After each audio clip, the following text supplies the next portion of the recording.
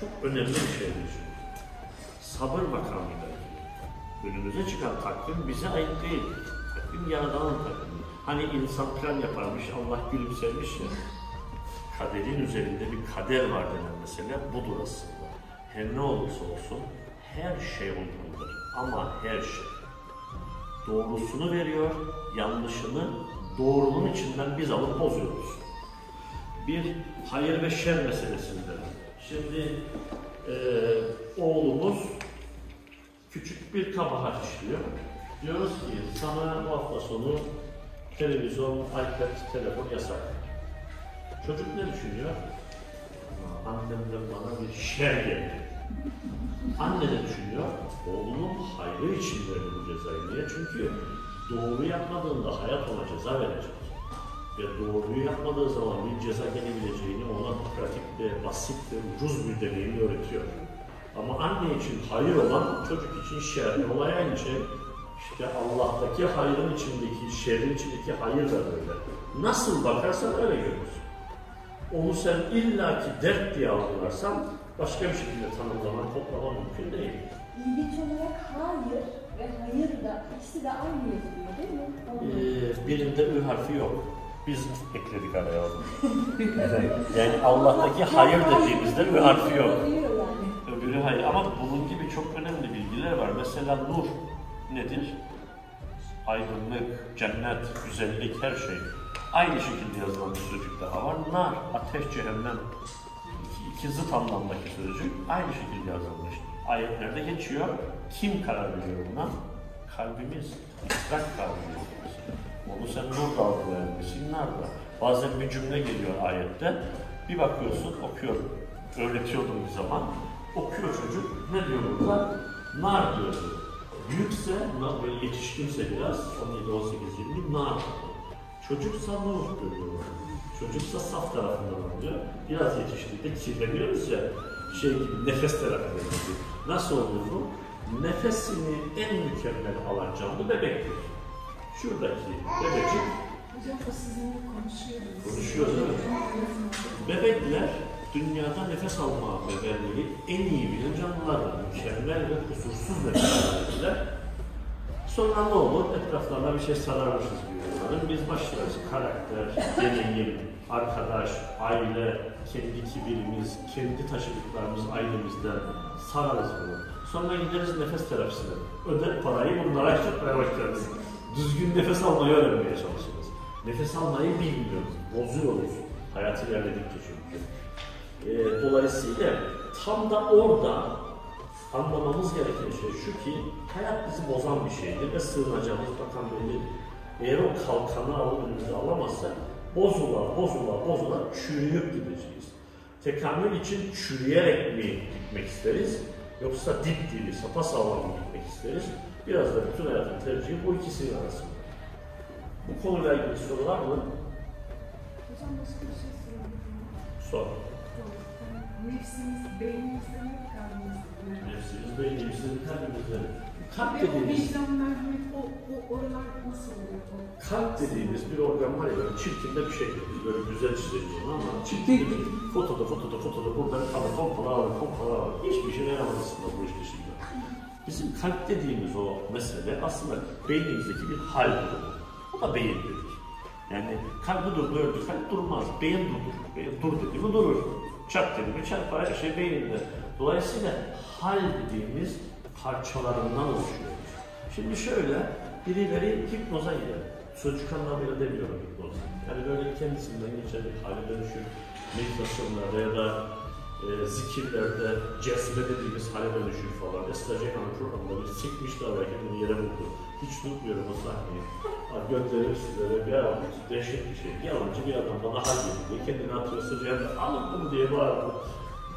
Şimdi yıllar sonra sordu mesela onu nasıl hissettiğini bilmiyor. Deli ya diyor. Yani oradan kalkıp nasıl alacağım düşündü falan diyor mesela. Şimdi cezbe dediğimiz haller aslında beynimizdeki her şey. Bazı haller beynimizin başka tarafıyla ilgili. Mesela ön beyin, bu frontal lob dediğimiz mesela gerçeklik yerimizdir. O uyumadan rüya göremeyiz. Dünyayla bizi burası bağlar. Gerçeklik burada. O uyumadan meditasyon yapamayız. O müzikler, ninniler, melodiler, çeşitli nefes hareketleri, bunu uyutmak için, bunu uyutmaya çalışıyoruz. Uyusun ki gerçeklikten kopalım. Çünkü gerçeklik yoruyor ama arada bir kopmak iyi geliyor. Meditasyon böyle bir şey, ibadet böyle bir şey, namaz böyle bir şey, ağlama duvarı böyle bir şey, kilise böyle bir şey. Hepsi. Dedim ya, inanmanın türü önemli değil, inanmak önemli. Biri çıkar karşıma der ki ben inansızım.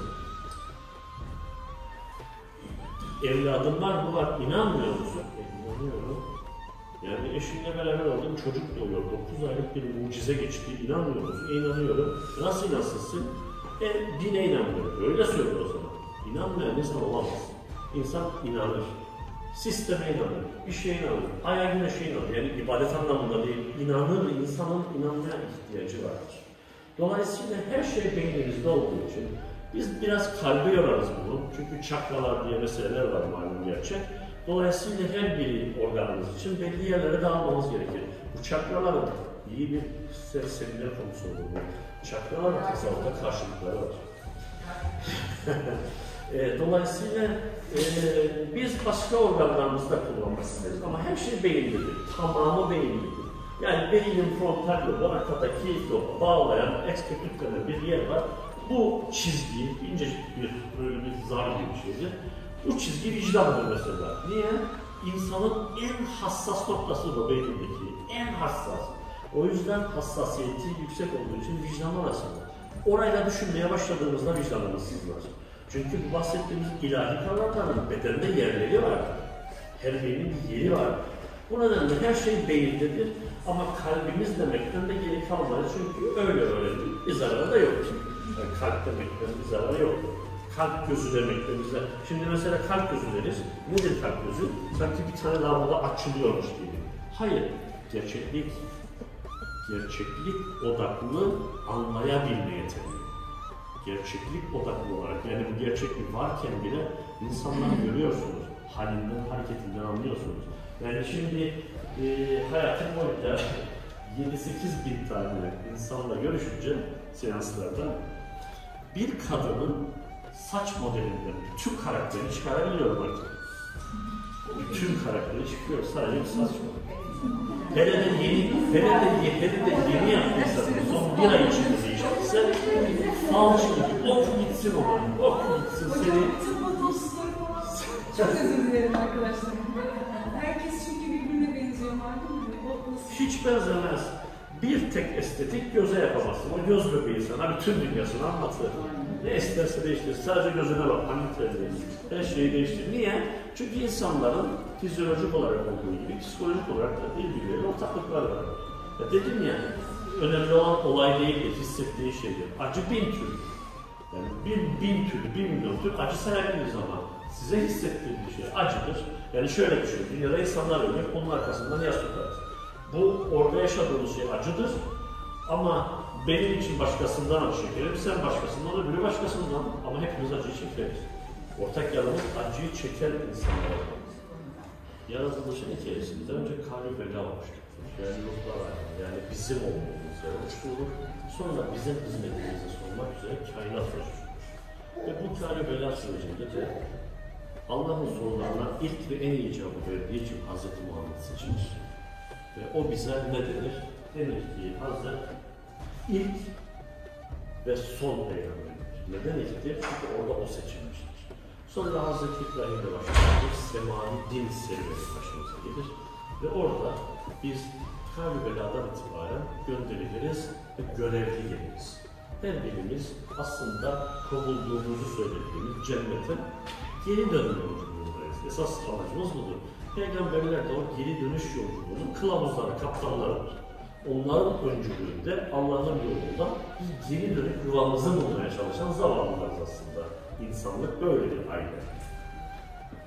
Zaman zaman aramıza Down sendromu çocuk düşer ya da 2 yaşında bir bebek kaybeder. Hayatını kaybeder, Allah'ın korusun. Hiç kimseye vermesin. Düşmanımıza vermesin. İnşallah. Deriz ki bu çocuğun günahı neydi?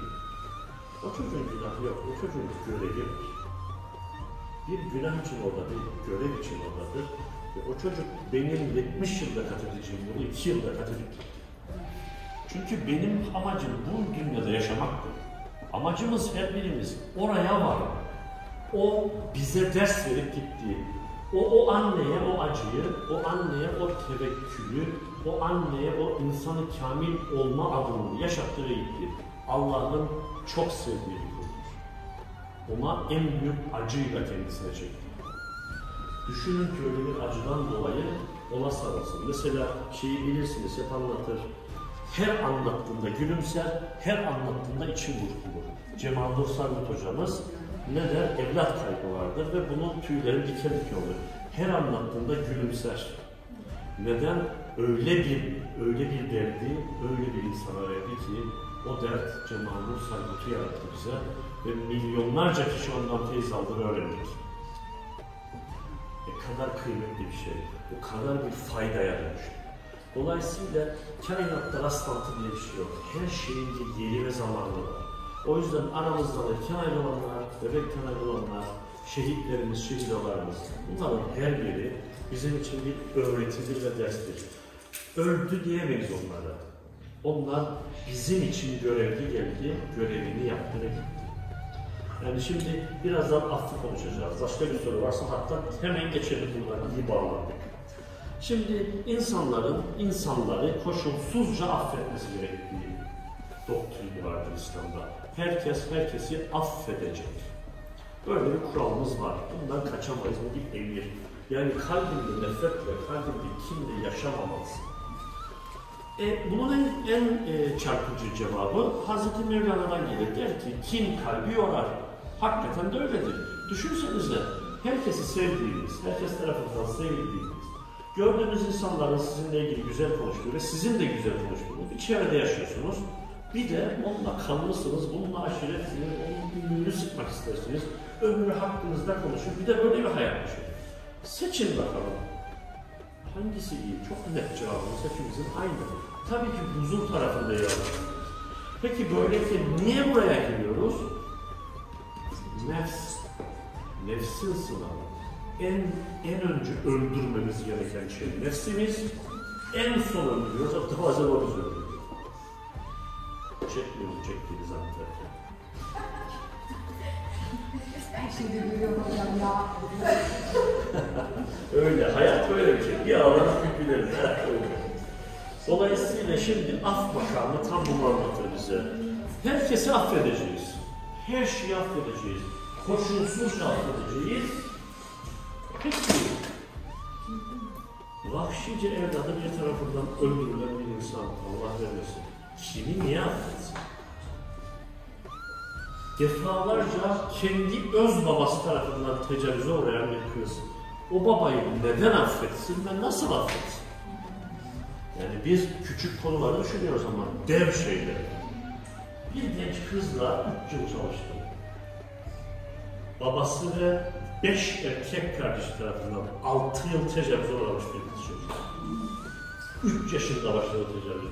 9 yaşına kadar kendi öz babası ve öz abileri tarafından tecavüz uğradı.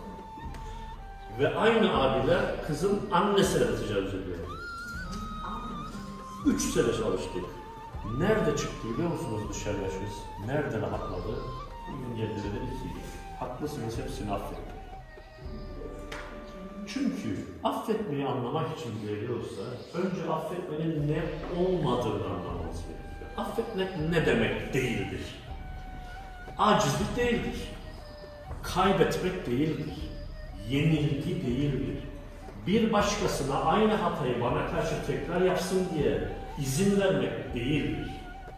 Affetmek, Yunus'un dediği gibi yaradılanı Yaradan'dan ötürü affedebilmeyi gerektirir. Bizim için af makamı karşımızdakiyle ilgili Allah'la ilgilidir. Ne olursa olsun bakın, ne olursa olsun olan Allah'ın bilgisindedir. Ben o sınavı geçmek için onu affetmek zorundayım. Affetmezsem yolculuğum orada kalır. Psikolojim orada kalır, hayatım orada kalır. Çünkü karşıma çıkan her olaylı olgu, kötü dahi olsa Allah'ın izninden geçerek gelir. Yani biri bana kötülük yapacaksa, kocam beni dövüyor her gece, Boşandım ama darmadağınım, affedemiyorum. Niye? Niye Allah bana bunu yaptı? Yanlış soru. Allah bana bununla ne öğretti? Doğru soru. Af makamında abartılı bir sorun olacak. Diyelim ki iki kişi bir tartışmada bir kalp kırma oluyor. Ben karşı kişinin kalbini kırıyorum. O an kavga sırasında kendimi belki haklı gördüm.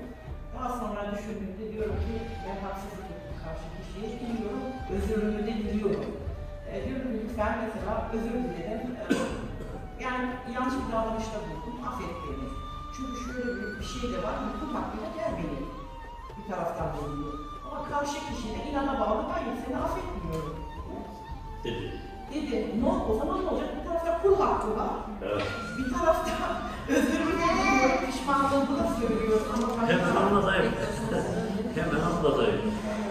Bir gün bir gazetede benim hakkımda bir yazı çıktı yıllar önce. Cumhurbaşkanı Kültür